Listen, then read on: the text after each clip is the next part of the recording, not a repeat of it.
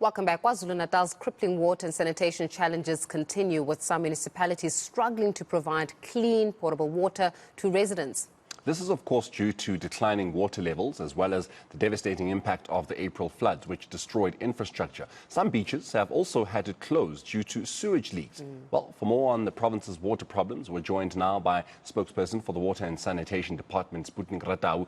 A very good morning to you, Mr. Ratau, and thank you so much for your time. Now, I mean, where does the department even start to tackle the KZN's issues? Because, you know, there's now the matter of the beaches, there's the declining water levels, there's infrastructure destruction, of course, because of the April floods. Where do you even start to solve the problem? Good morning, Morena. I think the idea is not even to start, but to continue with the work that we do ordinarily, to working together with the municipalities. I think one of the things that came out of the impact of the floods was that, you know, the issue is not to repair just for now, but it is to build for the long term. That is what Minister Mkhunu was very keen to have happen. And therefore, this has created an opportunity that even as we go on with our support to municipalities through the grants that we have, the regional bulk infrastructure grant and the water support infrastructure grant, obviously bringing in as well the municipal infrastructure grant from the Department of Cooperative Governance and Traditional Affairs.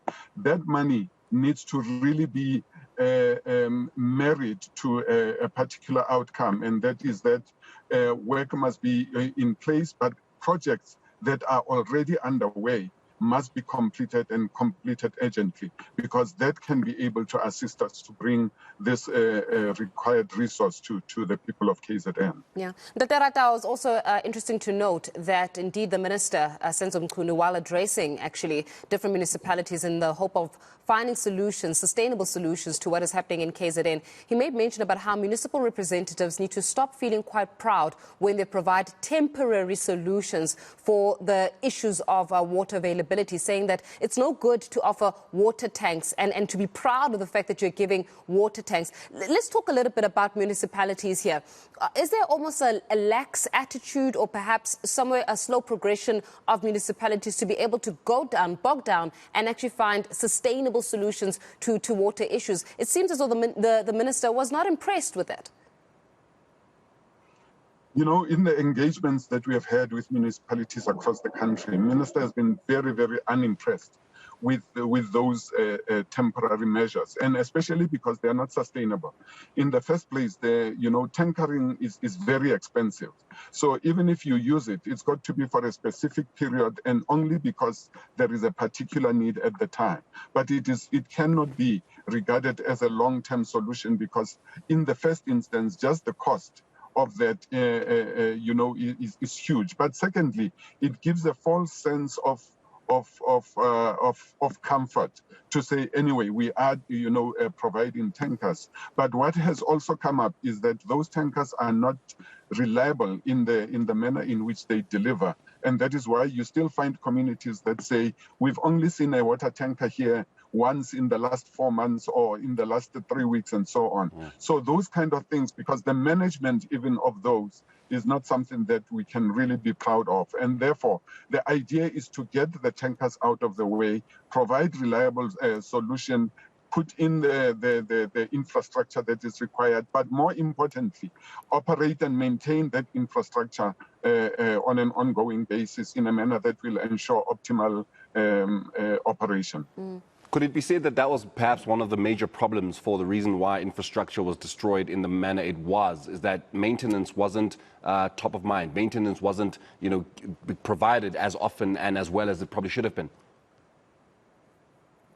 It's difficult to say that in an event like the floods that we had and the type of floods that were experienced, because if you can see, even the infrastructure of Umgeni water supply, which is top of the range, which was deeply underground, but it was actually upended, and it ended up in pieces all over the place. So the impact of a natural event like a flood would be very difficult for you to say it is because of that. But in the everyday operations, we are aware that the lack of operations and maintenance of normal reticulation infrastructure leaves a really big chunk of desire to be taken care of. We are not doing that great as municipalities, and therefore the emphasis has got to be in there.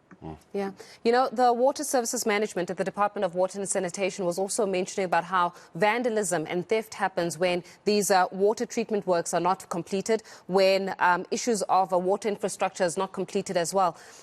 It has to be, is it a capacity issue as well, in your opinion, Sputnik? Because you tried to establish why is it that some of this infrastructure has been going on for a long time. Yes, fine, we cannot negate what happened when it comes to the floods, but somehow we're missing the mark in the way in which we treat our infrastructure. The non-completion of it obviously makes it more vulnerable and more susceptible to theft and vandalism. Do these municipalities have capacity and perhaps even skills required to complete some of these ongoing projects? The issue of skills, the issue of project management and monitoring is something that we see as very, very crucial, because part of what leads to these projects not being completed within budget, within time, includes the issue of project monitoring and management.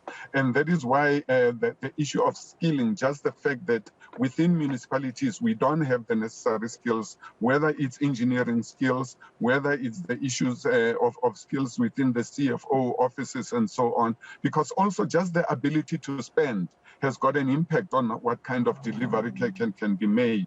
So those kinds of emphasis on are very critical. But I think it brings us to a point where, as a department, as ministry, there was a realization that we would need input, particularly from your private sector. The review of water boards speaks to some of these issues, because part of what we are looking at is that the capacity that also resides within water boards should be able to be deployed in less capacitated municipalities for certain periods, to be able to bring the technical capacity of that municipality that would have been identified up to speed. But obviously that must be married to the municipality taking it upon itself to attract the necessary skills and to actually retain those skills once they are in the system. Ratau, you would obviously hope as a department that residents of KZN are, understanding and patient with the department as you look to tackle the matter of skills, so as to make sure that the services that are provided with the idea of long term. But the destitute have only so much patience and understanding. So in terms of timelines, while you are dealing with all of these matters, in terms of timelines, what do you then say to the people of KZN regarding the issues of water and sanitation? Every time we engage with communities, one of the issues is that very one of patience. And it is unfair, really, in essence, to expect one to be as patient as a piece of string. How long is it? Because the issue of delivery of basic services, and here we are talking about basic services, is something that needs to have happened like yesterday. And that is where we say, yes, patience, but we must marry that patience to actual deliverables, or rather delivery. And that is why part of what needs to happen is that even as we deliver, even as we push towards reduced timelines, we must also keep communities informed, because I think from our experience, it is that if communities are informed, we are able to go to them and say, we have been able to deliver this much in this time. This pipeline is so many kilometers. We can only do so much in this time, but we have actually pushed an extra 2 kilometers and so therefore, what are the implications? Because once people know what the implications are for themselves, they can internalize that, and they can come back to you and say, but we still are feeling a little sore in this point and that point, and then we can be able to look at that together. But unless we really put our shoulders to the wheel and make sure that we follow the money, we make sure that the appointment is of credible service providers, that have got the capacity as well, and that we follow the project management and implementation, then we can be able to go somewhere.